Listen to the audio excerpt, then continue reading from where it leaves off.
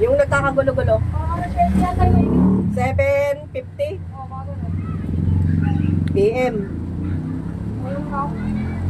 Ikaw magtitestay ko, narinig mo lahat ang pagmumura kung ano sinabi. Kasi na meron ako ate ah. Oo, papapangitin niya pa ako ha. Papapangitin niya pa ako, nyabang niya ha. Kala mo sino ha. Sige.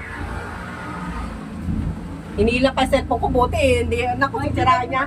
Ang mahal ng cellphone ko na yan ha. Sabihin mo, sasaktan niya po ako. Talaga sasaktan niya ako eh. Sasaktan niya po. Kung ano na sinabi niya eh, papapangitin kita, putang ina mo. Minumura niya ako ng gusto, binupulungan niya ako. Pinigilan ako to sabi ko, pinigilan ko lang ako eh. Sabi ko, pinigilan ako kasi sasaktan na rin niya na. Hindi, kita hinihilan niya cellphone ko. Yun yung pagkaganon na, hindi yung hinila.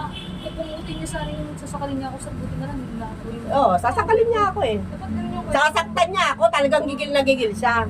Nyabang eh, kala mo sino eh. Ano ako te? Mananakit ka ng babae, kalalaking tao, duwag, walang bayag yan, mga ganyan. Kung matapang siya, mas di ba? Kawawa siguro asawa. Kapal ng mukha eh. Ano na ako?